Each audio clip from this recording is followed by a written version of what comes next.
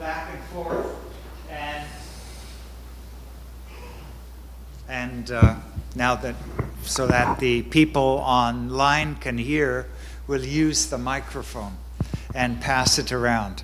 So if anyone has a question, please, when that opportunity arises, you'll need to come up and talk into the microphone to bring up your question. So Eve and Errol, please take a seat. Why don't you sit in the middle? Okay.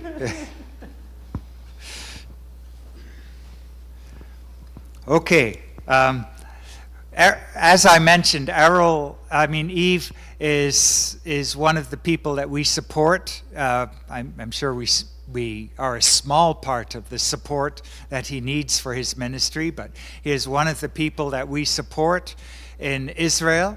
And I'm going to ask Eve the first and most obvious question. What do you do in Israel?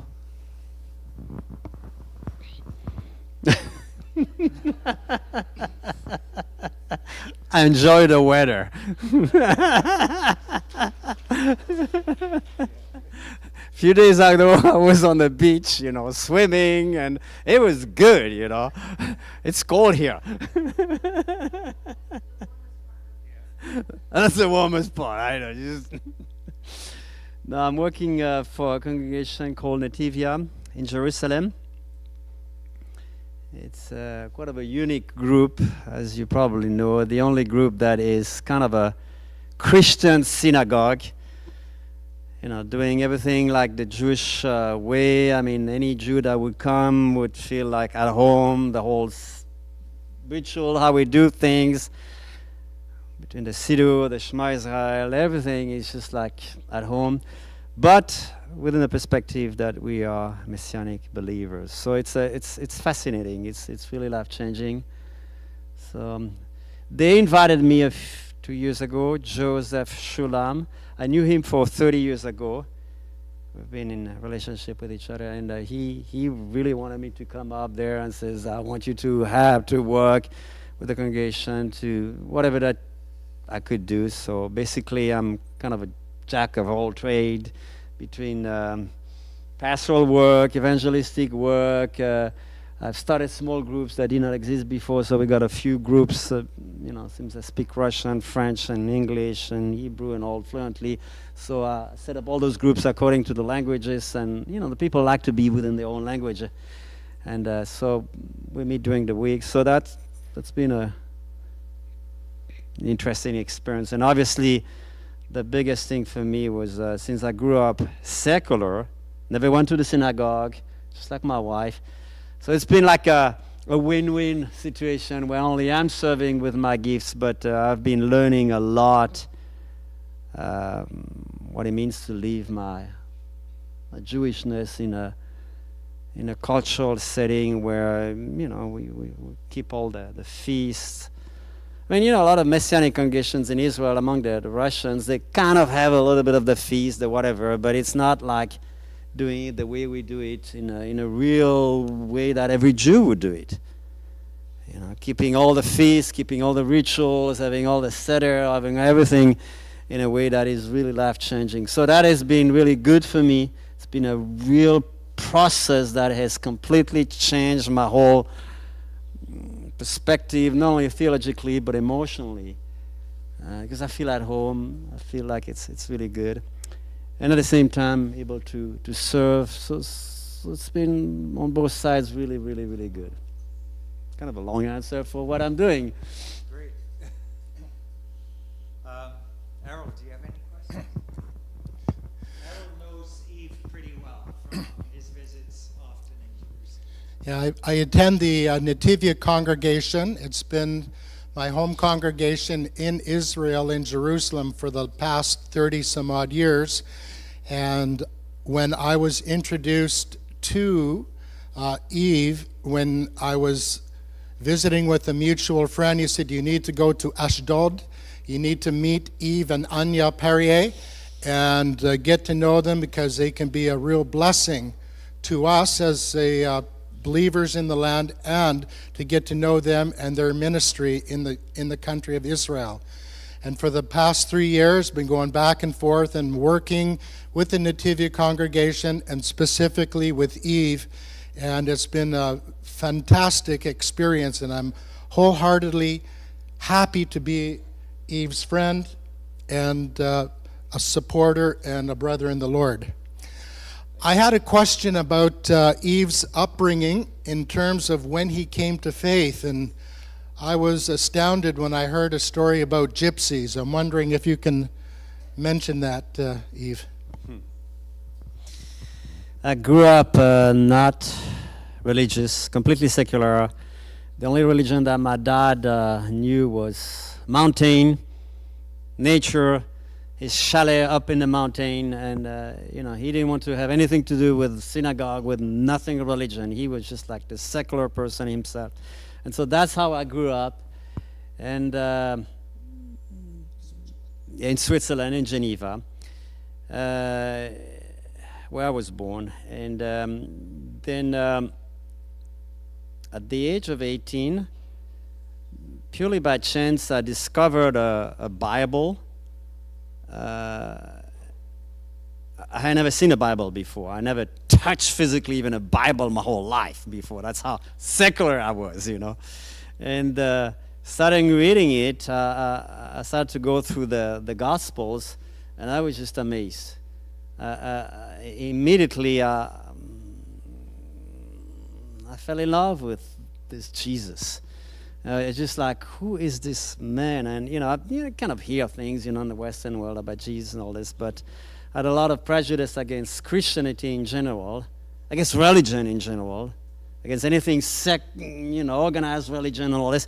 And so all of a sudden, reading about Jesus, I don't know, something was very fresh, very new, and the more I read, the more I loved him, and eventually, I was like working as a shepherd in the Swiss Alps down there, while I was reading my Bible. I went down the valley, and there was a group of traveling gypsies, Pentecostal evangelist, who was like pitching his tent, and I came up to him, and I understood already from my reading of the scriptures that I need to be baptized. So I said, "Can you baptize me?" And yeah, why not? And so we sat down 2 hours, talked, and he baptized me. We kept on the conversations, and after that, I knew I like his, this way that they had to be going out and evangelizing, and so I became a missionary, which I've been doing the last 40 years, planting churches on 3 continents, 8 different countries, and that's been a passion of my life to present Christ in different cultures, different places. Wow. Okay. So, Eve, that has me asking, what brought you to Israel? What was that? I guess it's the prodigal son coming back home. 40 years ago, I had an invitation from the University of Beersheba to study desert agronomy. And eventually I went to Zurich in the Polytech there to study engineering. So I never made it there, but it was always in the back of my mind, something about,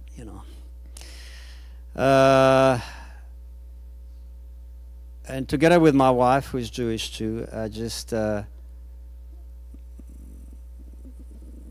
she says, why not Israel? And so we prayed, and because, it's not like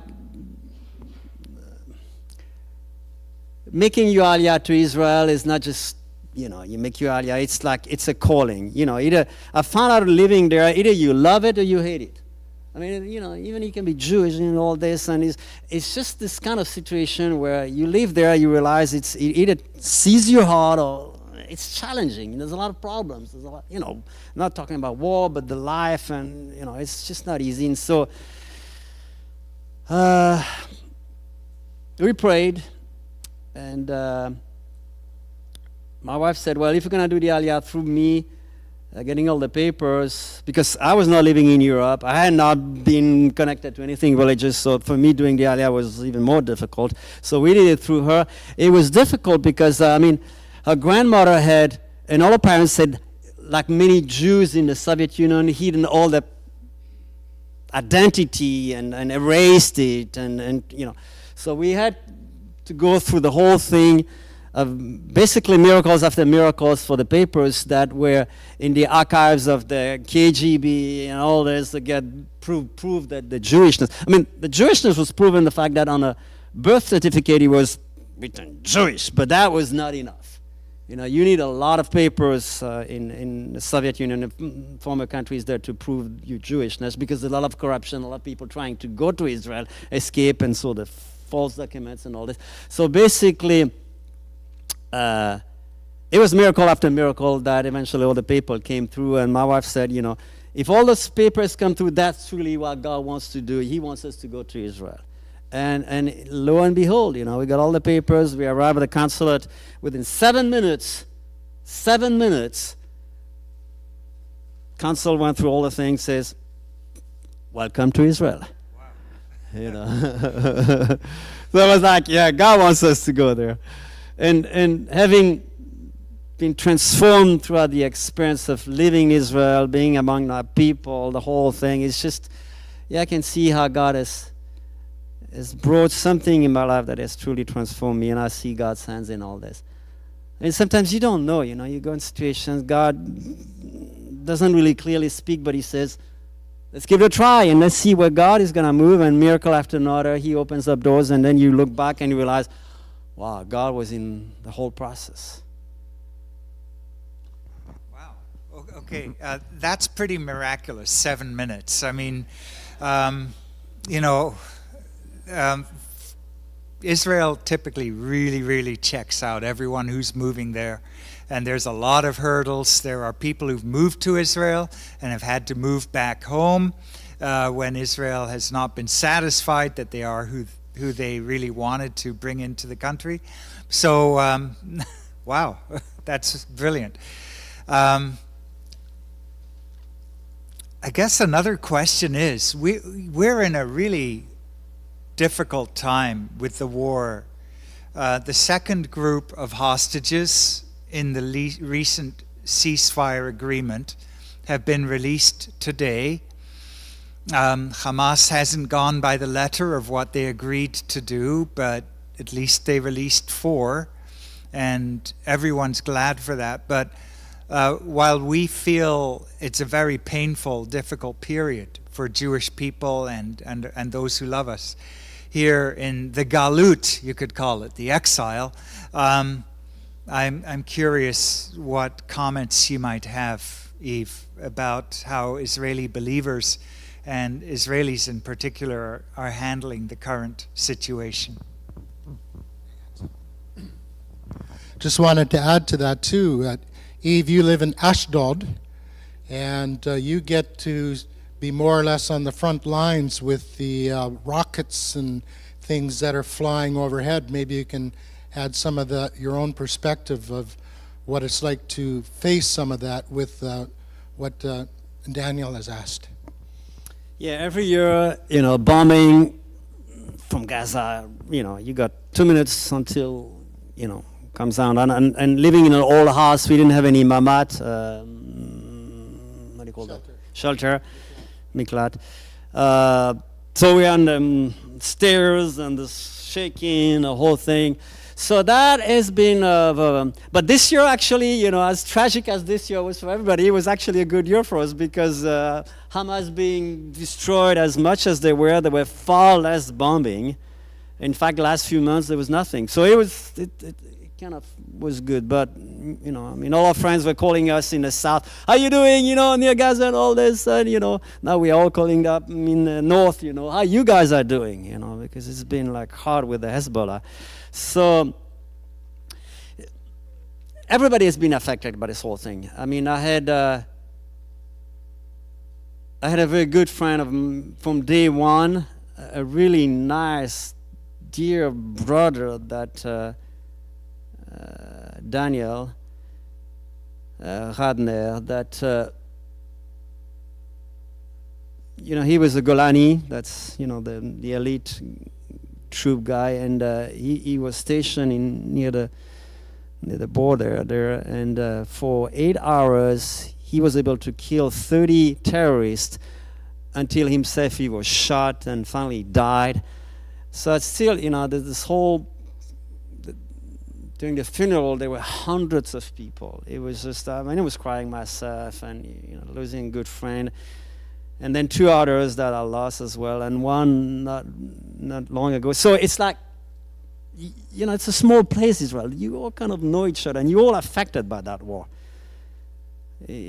From outside, you don't really understand it, how much a small place like this, you're all connected to one another. So praying for the hostages, praying for peace is, and having Singapore being killed, and all of a sudden you are on the streets and you got the entire population that is rejoicing and saying, we killed this Hamas leader. You see the people in the streets rejoicing, dancing, celebrating. I mean, you got to be there, to see how much this whole war is affecting us. It's as outsider, of course, you love Israel, you can understand it's something, but living there, it's just another thing. So in many ways, it has made people far more aware of, it's not the first war, those are, every 10, 20 years there's a war, a big one that affects us all. So as Israel, it's just kind of a routine, normal. And in fact, it's kind of an interesting thing, you got terrorist things, happening every day, almost every day. And, finally, get used to it. It's kind of a, you could die, you could be shot, you could any time, and yet there's this kind of easygoing. We're gonna still celebrate. We're still gonna get the feast, and we're gonna just live like enemies. They all hate us. They all want to kill us, but we still gonna eat and we're gonna rejoice. Right. It's just like an amazing paradox living in that culture. Thank you. Do you have any? Nativia as a congregation has done some special things for the soldiers. Can you elaborate a little bit on that? Yes, I've been going back and forth, south, Gaza, north, to bring food, military equipment, and every possible help for the soldiers. So we have gained a reputation in the land of being not just talking, loving, but really doing something. So that has been really opening a lot of doors for us. I mean, if you see, when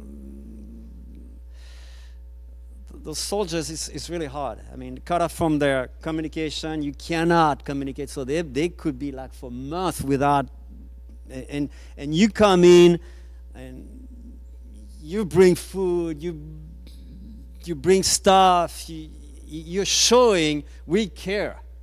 It's very powerful. Nothing is more powerful than coming to people when they have real emotional, physical needs. So that's been, for a lot of Messianic congregations, it's been a time to really reach out and use a lot of the money that has come from every possible parts of the world for those who love Israel and do something for them. And so it's been really good. It has as well united a lot of the Messianic congregations in Israel to do things together. So as tragic as this whole thing has been, it's been actually a time of harvest, a time of preparation. I believe good things, in fact, lots of good things have come out of that. Not directly in your personal ministry, but in general, I'm wondering what your estimate is as to what's happening in Israel with the community of believers, because I've been hearing reports that the community of the Kahal, the Messianic community, is growing, that more and more people in Israel are becoming disciples of Yeshua. Is that the case, and what are your thoughts on that? Yes.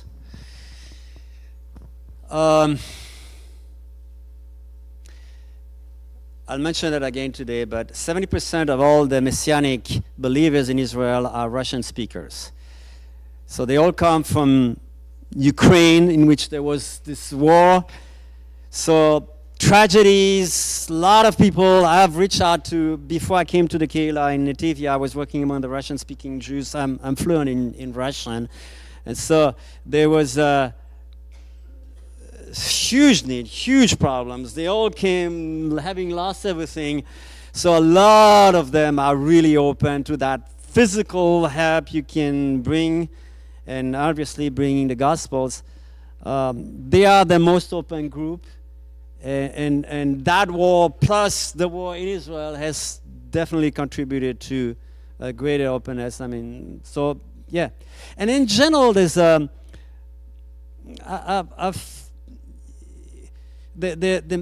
Israeli congregation, the Messianic congregations have really reached out in a way that has built a reputation. You know, it's an important thing, because it's one thing to talk about, you know, trying to convert and all this, but it's another to say we care, we love our countries, and we're going to do something practically when, you know, so that has been really good. And as I said, it has united us in a better way. Our congregation has had a reputation. They know about us.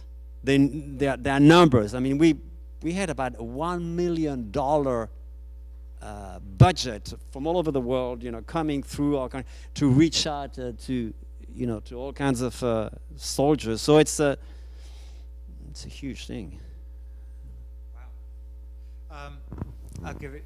You're next after this. But I just had to say, Matt, Zadok, and I were at a conference from Sunday through Wednesday night in San Diego, and it was for leaders of Messianic Jewish congregations.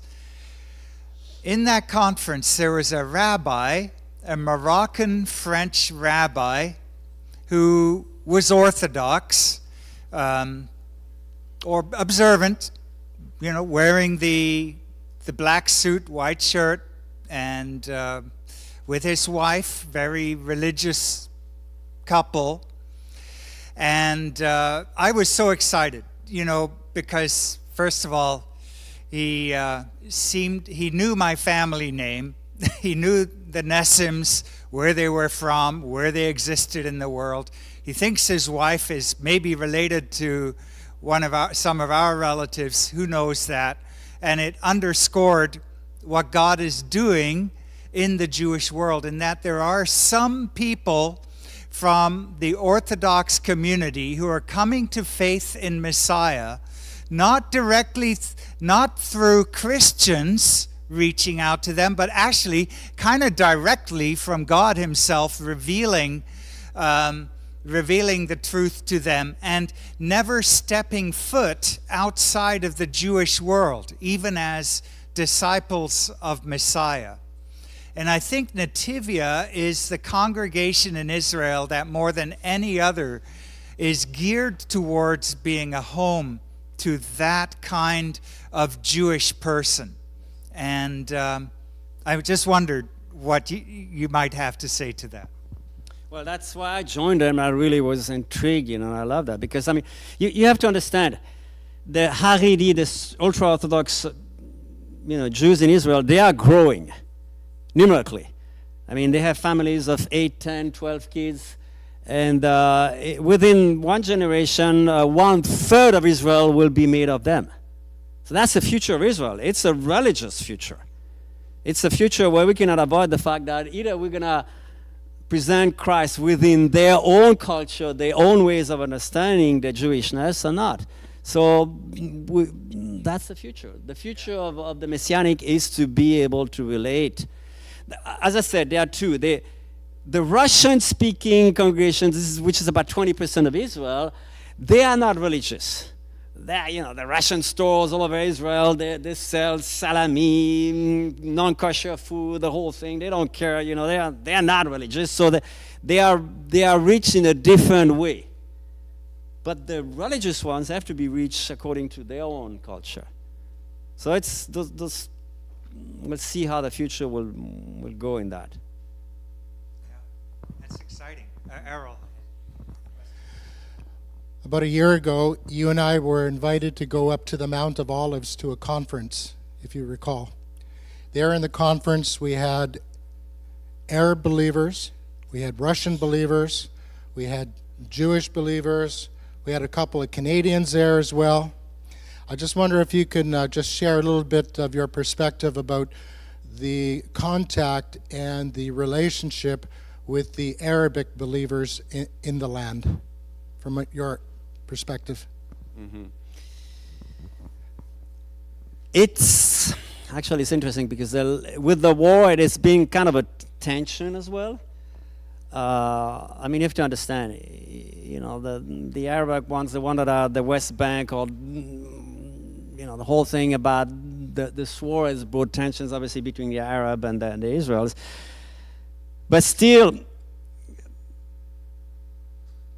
despite the differences in theologies, replacement theology or not, you know, the whole thing, it's been quite good. I've gone myself quite a few times in the West Bank and trying to reach out, and I mean the Arabs, the Palestinians are suffering big times. You know, whatever we may say about the leadership and all this, Hamas, all this, I mean the people there, it's really hard. There's no tourism, there's nothing, it's everything is shut down. Now they have incursion, you know, I mean Hamas is hijab, whatever, the extremist groups have messed up the whole place in a way that, particularly the West Bank. Gaza is a little bit different thing. I mean, Gaza is basically reaping the harvest of years of terrible indoctrinations, terrible things that are happening, and the people are waking up. You know, we're paying the price for it. But West Bank is different, and West Bank they want to be in good terms, but it's just bad. The situation is bad. So there's a lot of unity, trying to do things together. That's from my limited experience, what I've seen. Thank you very much. Now, if anyone has a question that you'd like to ask, actually, I will bring the microphone to you, and then I'll bring it back up here.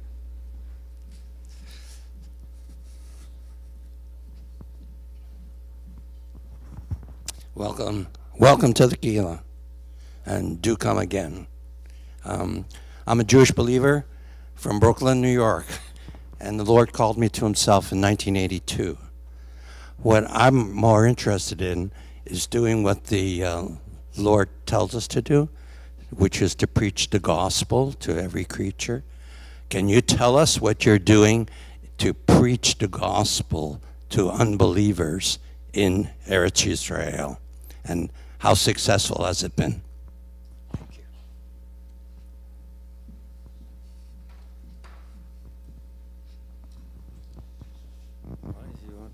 No, that's your turn. You'll tell what I'm doing there.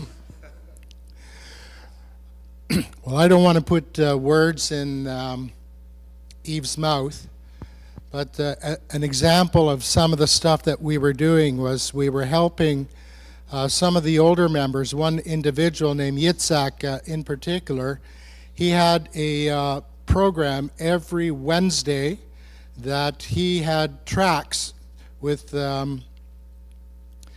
writing and with information about the Messiah taken from the Talmud, and he would use these as a basis for which we would go, for example, up and down Ben Yehuda Street, which is the main thoroughfare for commercial and relaxing actions and activity in Jerusalem. And we would go up there and we would hand out the tracts. We would get into conversations with the Orthodox people, with some rather unorthodox people as well.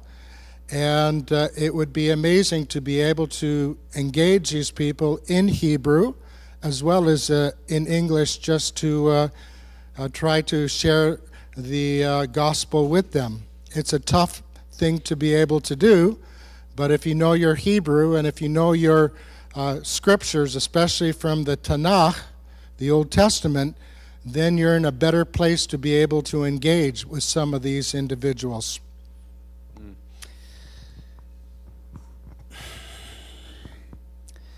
It all depends on the kind of people you have. Secular Jews, it's just not the same. You know, they don't care about the scriptures, so you talk to them in their terms. And the Russian-speaking Jews are like this. So with them, it's easy in a sense that you address the main issues of life, suffering, whatever that they have, that is such that they are not religious and about God. And so that has been, in general, my approach on the streets, or in general, is to find what are the needs. Whatever God reveals me in a supernatural way, if I see something, or if people have illnesses that I can pray for and see, run away, pray for them on the street and see miracles and see the people being healed instantly, that is my way of doing it. I know it's not obviously for everybody, but given my experience and my gift in healing and prophetic insights that I can see things, then I go like this.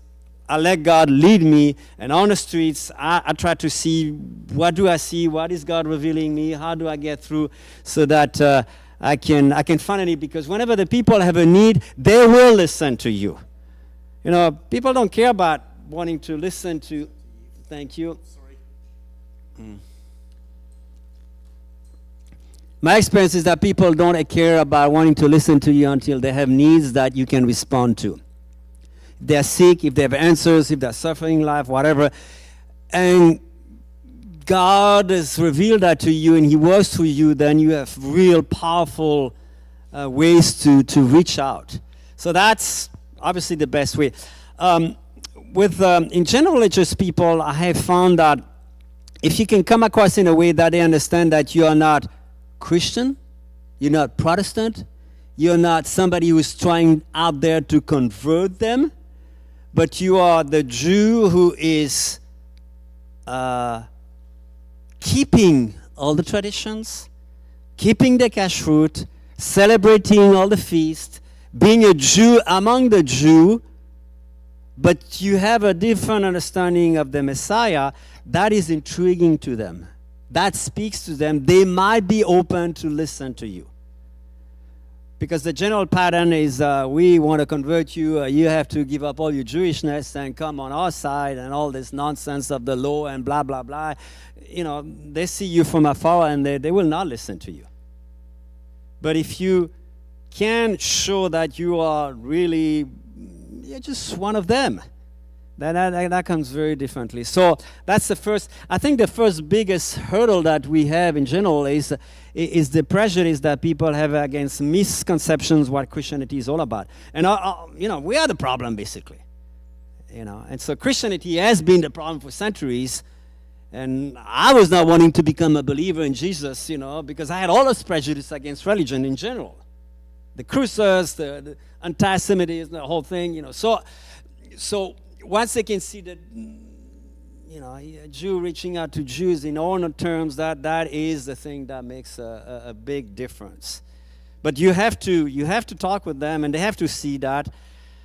And obviously there are all kinds of arguments, what to say, what not to say. I don't know, like you present the Jew that was betrayed and given to the Goyim. Not like you have killed Jesus. No, those guys are the bad guys, and they ended up, we had our hero and he was handed over to the... there's all kinds of things that you have to say. It's out of the question for today to talk about. But there are arguments to present when you do evangelism among the Jews that is different than when you would do it here. But as I said, the most important, they have to see, I am on your side. I'm your brother. We do have the same God. We do have the same feast, the same culture. We just have a different understanding of the Messiah.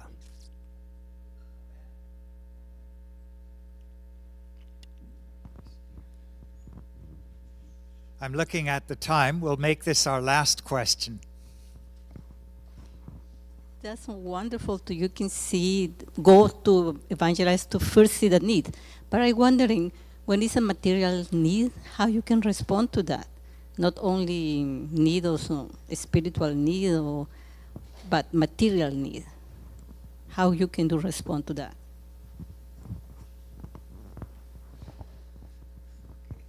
I guess guess I'll have to be very open and frank with you and direct. I really appreciate all the help that you've sent us. I'm just getting a little bit of help from Nativia, but I'm not being supported by Nativia. So I'm living by faith entirely with my wife. We don't have any congregation. We don't have any sending church. We don't have any group anywhere in the world. We're just like, you've heard of George Mueller type of thing, living entirely by faith. We never know when the money is going to come, how it's going to come, how. So whenever you can do that, you have done. I mean, you guys have been like surprised that we didn't even know you. I mean, it's my first time among you today, and you already sent money to us. I mean, it's like, so we really appreciate, because for us, we are, my wife and myself, missionaries, among our own people, and so we really appreciate whatever you have done to help us. It has made a difference. I guess that's how I can say. And obviously, I have a lifestyle where we have tried to help people, friendship evangelism, and therefore you're sacrificial, you're trying to help and all this. Yeah. So whatever you give in advance, I'm saying thank you. Okay. Thank you very much, Eve and Errol. I do want to say our Kehillat gives a fixed amount, but if you want to add to that, you can designate your donation, and then the next time we send funds to Eve and Anne in their ministry in Israel, we will add it to that. But they can also connect with the charity that handles your finances here. Can they do that? Can people do that directly? Yes. My website is healingallnations.org. Okay, healingallnations.org. One word. Easy, and there you get all the information and everything about me. And actually, things about the Jewish roots and about healing, about all kinds of different things that you would want to know about it. That you can download for free, so that will help. Yeah, it's got my charity, the Canadian one, so you can through that you can see the link and send directly if you want. Healingallnations.org. And they can also get your prayer letter that way? Yes, you can get my newsletter as well. Yeah. Okay, that would be wonderful. As we as a congregation support, but if you want to support on an individual basis, that would also be a wonderful thing you could do to move that ministry forward and to help Eve and Anne at this point. So now Eve is going to give us, he's going to have to switch gears really quick. So maybe give him a sec. But he's going to speak to us from the Word for a few minutes. And so I will turn over the bima to him. How many minutes do I have? 10, 15, 20. Canadian or Israeli minutes? Whichever suits.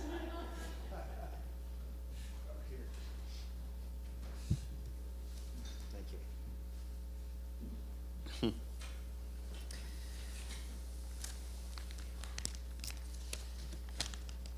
I can still see. You hear me?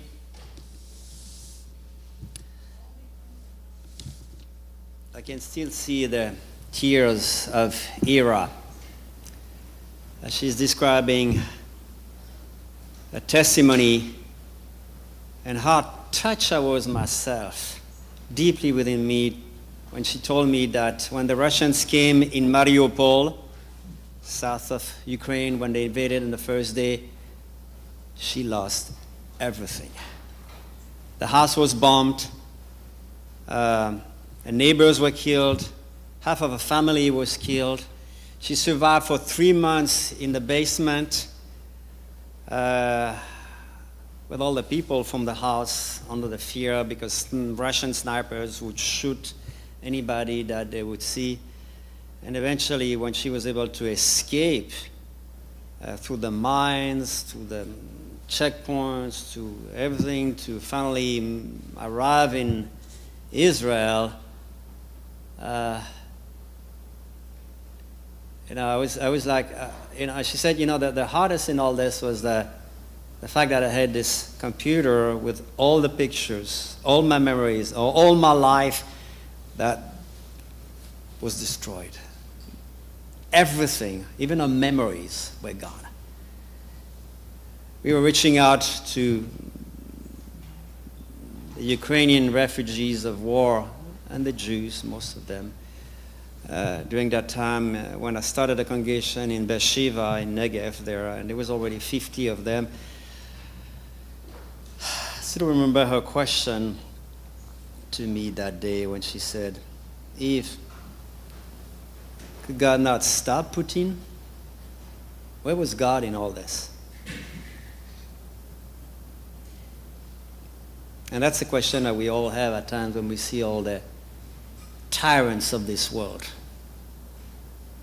Could God not stop Hitler? He would avoid, many times it was almost about the time when he was about to be killed, and no, he miraculously survived every time, and you wonder where God was in all this. Could not have God stopped Stalin? 30 years of oppression, 60 millions of people being murdered. Could not God stop Pol Pot? Could not God stop all the tyrants of today? Where is God in all of this?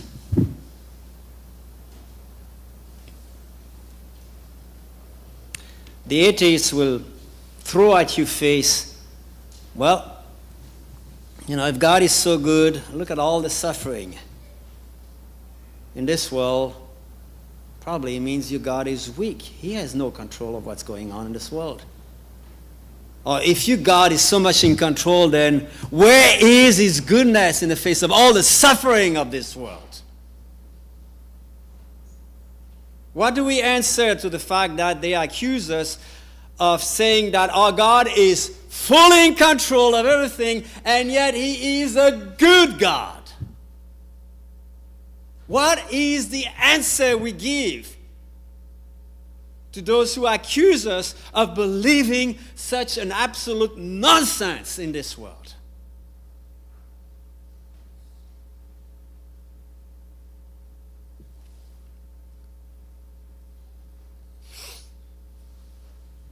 And then they will say, look, even in the parasha that you want to read today, we'll show you. In Genesis chapter 15, verse 13 to 14, it was already clear that God had planned years before that the Jews would be 400 years slaves and oppressed. He knew it in advance. Exodus chapter 5, when finally there's this oppression coming, God is doing nothing to stop it. And Exodus chapter 7, verse 3, He even hardened the heart of Pharaoh, so that it became worse and worse. Where is your God?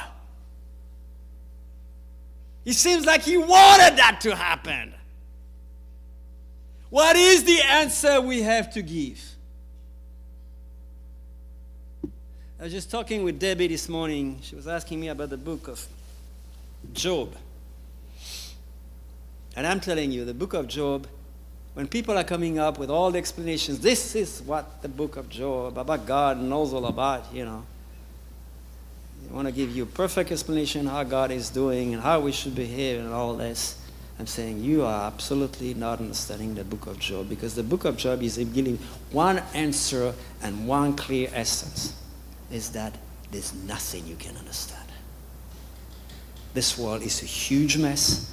There's a battle up there that is being reverberated in this world, and it's a war, and there are casualties, and righteousness does not prevail, and there's nothing that you can make sense of this world except just listen to God. Life is not fair. Life is a big, big mess.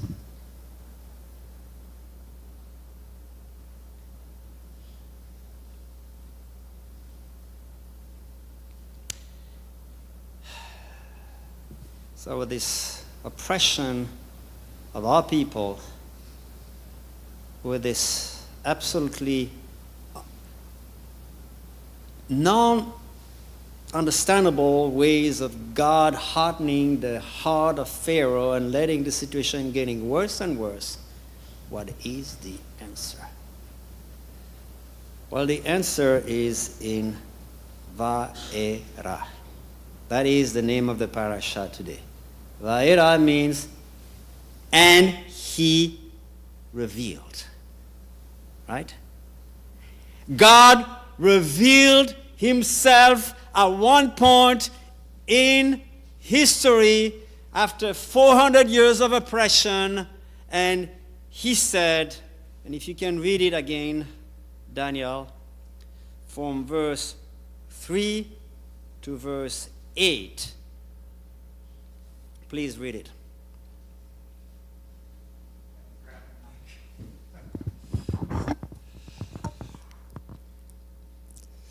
I appeared to Abraham, to Yitzchak, and to Yaakov as El Shaddai. Yet by my name, Adonai, did I not make myself known to them. I also established my covenant with them to give them the land of Canaan, the land of their pilgrimage, where they journeyed.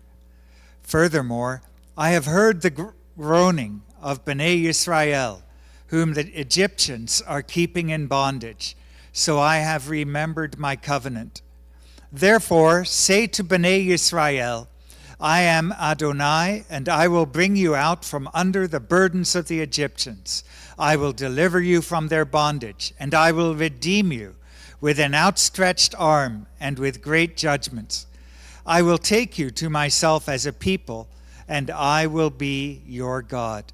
You will know that I am Adonai, your God, who brought you out from under the burdens of the Egyptians. So I will bring you into the land that I swore to give to Abraham, to Isaac, and to Jacob, and give it to you as an inheritance. I am Adonai.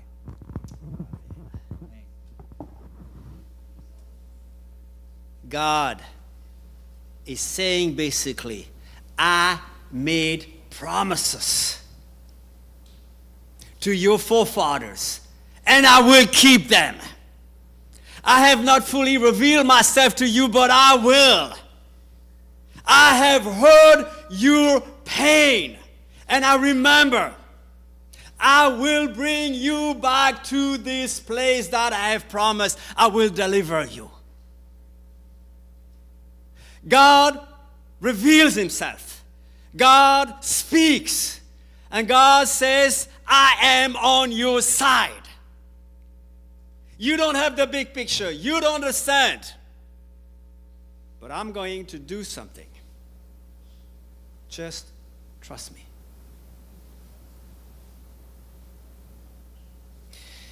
In 1991, when finally the gates of the Soviet Union were open, when everything fell apart, there's over 1 million Jews that are moving to Israel. Remember this verse from Isaiah chapter 43, verse 5 to 6? God says that he will bring them from the east and from the west. But interestingly, what he says about those from the north is, give them up, release them. They were held captives for years. They were oppressed. There's a lot of anti-Semitism. Probably my wife shared that about her father and all the trials that he went through as a Jew. Many wanted to leave, but finally the door is open, and 1 million of them flood in Israel. It changes the entire, it's 20% of the population. It's a major revolution. Not only for the land, but for the church. Today, over 70% of all the believers in Israel are Russian speakers. And it's only growing. And their generation now, their children, they all are Israelis, speaking Hebrew. Still understanding some Russian, but the generation, the step has been made. Something has done that is amazing. 20,000 of them have, either they were already converted there in the Soviet Union back in the 90s, where a lot of, I remember when I was there in the 90s in Russia and Ukraine, it was just an amazing time. I mean, you heard the testimony of my wife, after 2 weeks only, she became a believer, just translating.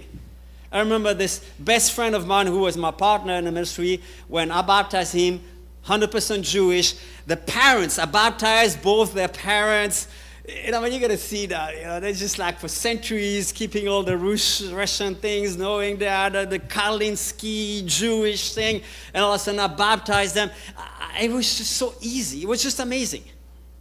And so most Jews that even arrived, and still today in Israel, they were converted already back then in Russia or Ukraine. And those who are being reached out today, in the last few years, I've started congregations in Beersheba, in Rishon LeZion, in Nazareth, in many places, like 50 or more. And when people are, they are, those who are trying to reach out to the Israelites, the natives, it takes them maybe 20 years to have at least 50 people. For me, it was like after 1-2 years, we had already that many people. It was just amazing. They are open. There's something amazing. God's strategy was to bring so much oppression, so much of the evil of this whole Soviet system, not believing in God, all this, that it has produced amazing results. Bring all those Jews there, and of course, the thousands of people that became, the millions that became believers in those days in Russia. I remember those days, it was just amazing for me. You'd be throwing a Bible on the floor, and next day you had a church.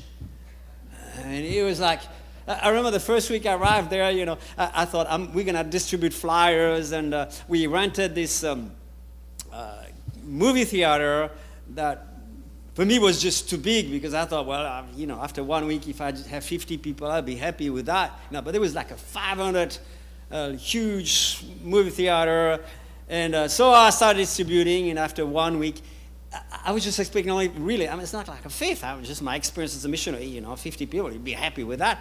The entire place was filled, 500 people. There were people on the street lining up. It was like, I remember filling up stadium. We were starting churches like, it was like we were dreaming.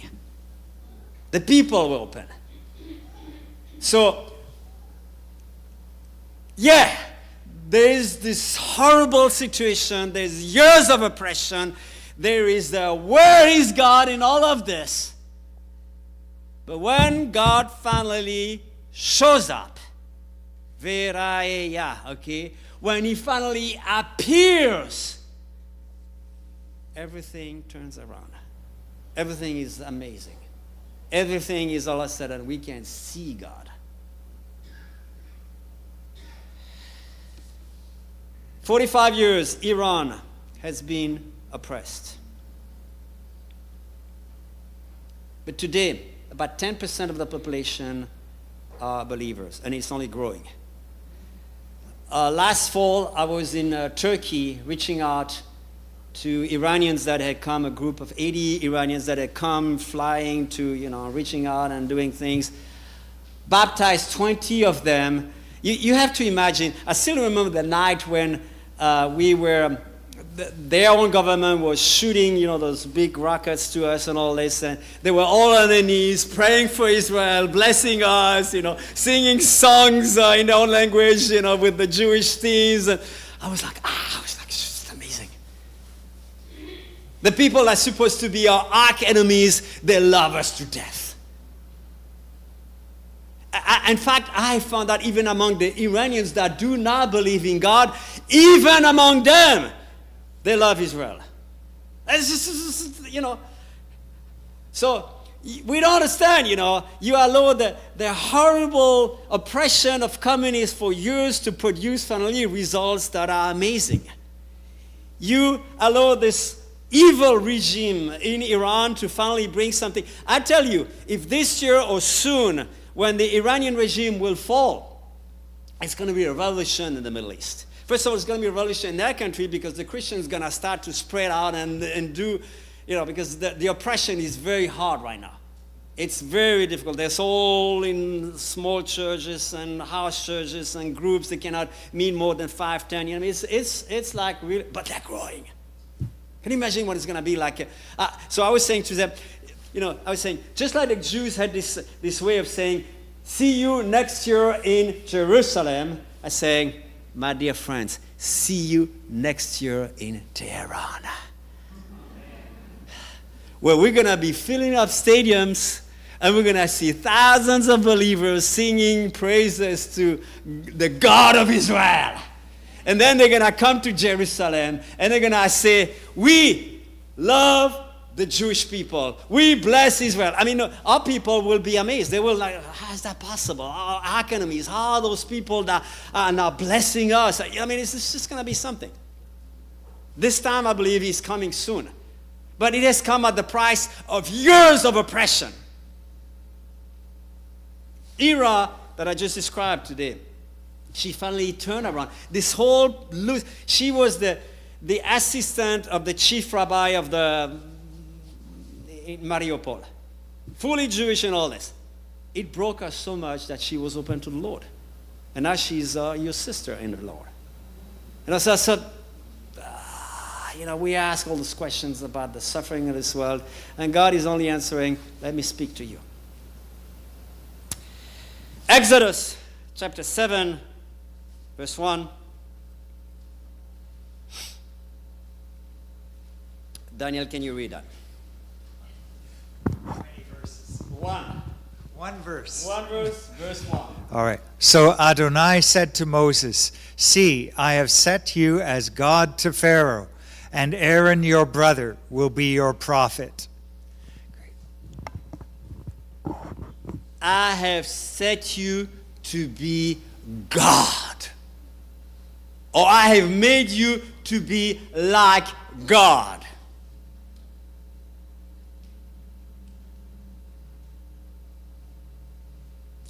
We not only need to hear what God has spoken to his people back then, and then he's speaking to us again, that he is keeping his promises. That he has not forgotten. That every one of the promises that God has personally spoken in your life, God has not forgotten them. He remembers.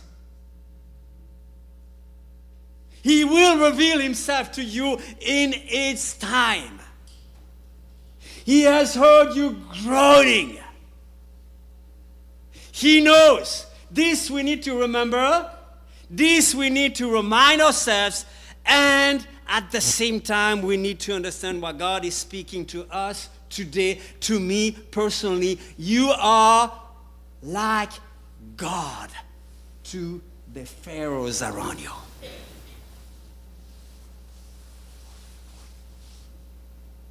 God has given us power. He has given us authority. He has given us his presence.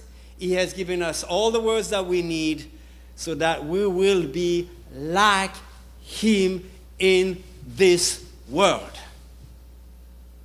And we need to believe that. Even if life doesn't make any sense, in the face of every possible suffering, that's all what we have in this world. The promises of God and the fact that he is calling us with this amazing privilege that we will be like him in this world. Do you believe that? Do you see yourself like this? It is my prayer that God will remind you all the promises that he's given you, that he has not forgotten, that he's a faithful God, but that you will take your place and be like him in this world. Because the world is waiting for you to shine and to see him. Amen.